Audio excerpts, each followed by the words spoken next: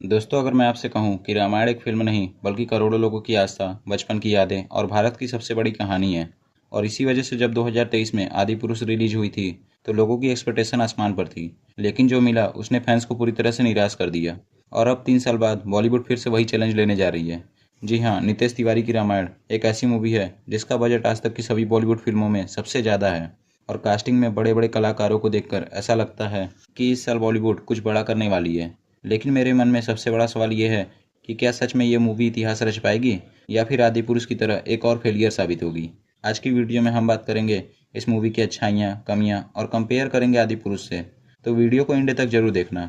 सबसे पहले बात करते हैं आदि पुरुष की। सच कहा जाए तो प्रॉब्लम वीएफएक्स से ज़्यादा स्टोरी टेलिंग में थी। करेक्टर इमोशनली आपस में कनेक्ट ही नहीं कर पा रहे थे। डायलॉग्स भी मॉडर्न लग रहे थे।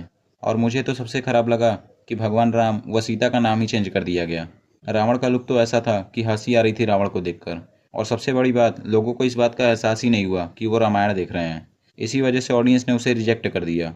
बॉलीवुड को तब समझ आ गया कि रामायण सिर्फ विजुअल से नहीं बन सकती, उसके लिए रिस्पेक्ट, रिसर्च और इमोशंस भी उतने ही ज़रूरी हैं। और लगता है कि नितेश तिवारी ने इस बात को सबसे पहले समझा है।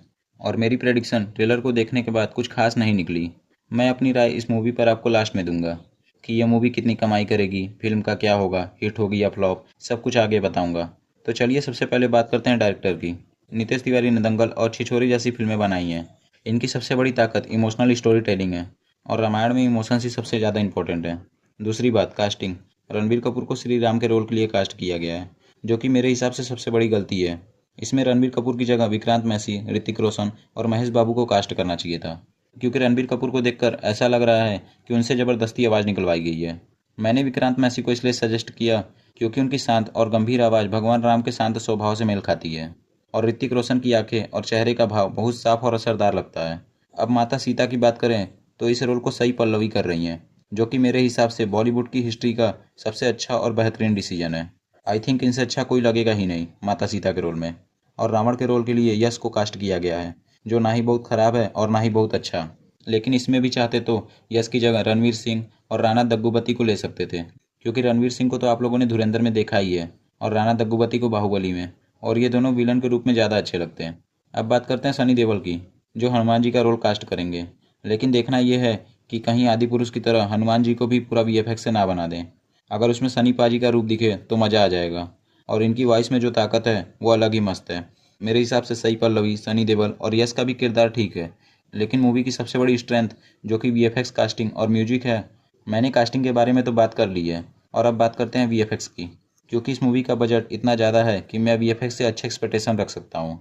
ट्रेलर में तो वीएफएक्स सही लग रहा था, लेकिन अब शायद बॉलीवुड को भी हॉलीवुड लेवल का सीजीआई यूज करना चाहिए। अगर वीएफएक्स रियलिस्टिक हुआ तो ये विजुअली एक मास्टरपीस बन जाएगी। आदि पुरुष का वीएफएक्स और रामायण के वीएफएक्स में ज़मीन आसमान का अंतर है। लेकिन फिल्टर तो स्नैपचैट वाले ही लग रहे हैं। ट्रेलर में बाल दाढ़ी बिल्कुल ही सीजीआई के लग रहे हैं। और एक सीन में तो यश के सामने के लोग भी नकली लगते हैं। काश मूवी में थोड़ा चेंज कर लें। अब म्यूजिक की बात करें तो म्यूजिक एक आत्मा की तरह मूवी के साथ में चलता है। और रामायण जैसी मूवी में बैकग्राउंड म्यूजिक ही मूवी में इमोशंस लेकर आता है। अगर आप लोगों को याद होगा कि धुरंधर, जोधा अकबर जैसी फिल्मों में बैकग्राउंड म्यूजिक ही कितना इंपॉर्टेंट था। और अगर रामायण मूवी का म्यूजिक पावरफुल हुआ तो थिएटर का एक्सपीरियंस ही हॉलीवुड लेवल का हो जाएगा। लेकिन पहली चिंता तो ऑडियंस की एक्सपेक्टेशन का है। क्योंकि रामायण की पहली मूवी आदि पुरुष का क्या ही कहना। और अगर इस बार भी फिल्म मेकर से मूवी में छोटी सी भी गलती हुई तो सब कुछ एक बार में ख़त्म हो जाएगा। दूसरी चिंता रणबीर कपूर को लेकर फंसी हुई है। रणबीर कपूर तो ब्रिलियंट एक्टर है ही, लेकिन क्या भगवान राम के रूप में ऑडियंस उनको एक्सेप्ट करेगी या नहीं, ये जवाब तो नवंबर में मूवी रिलीज के बाद ही पता चल पाएगा। लेकिन सबसे बड़ी चिंता वीएफएक्स की है, जो अगर एवरेज हुआ तो कंपैरिजन सीधा हॉलीवुड से होगा। और अगर वीक हुआ तो सोशल मीडिया बिल्कुल नहीं छोड़ेगी। अगर हम आदि पुरुष और रामायण को कंपेयर करें तो कुछ चीज़ें अभी से अलग नज़र आती हैं। जैसे आदि पुरुष ने ट्रेलर रिलीज से ही अपने ऑडियंस का ट्रस्ट लूज कर दिया था, जबकि इधर रामायण ने अभी तक अपनी मार्केटिंग को काफ़ी कंट्रोल में रखा है।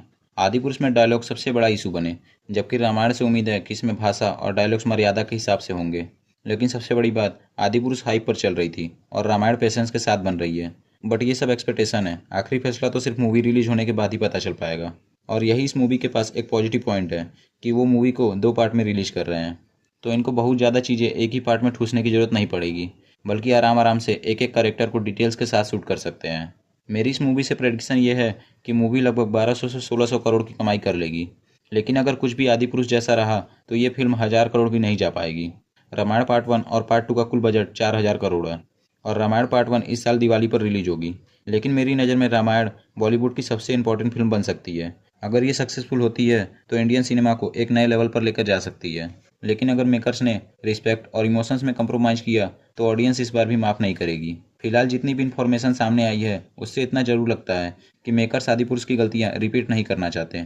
अब देखना यह है कि रिजल्ट एक्सपेक्टेशन के बराबर आता है या नहीं।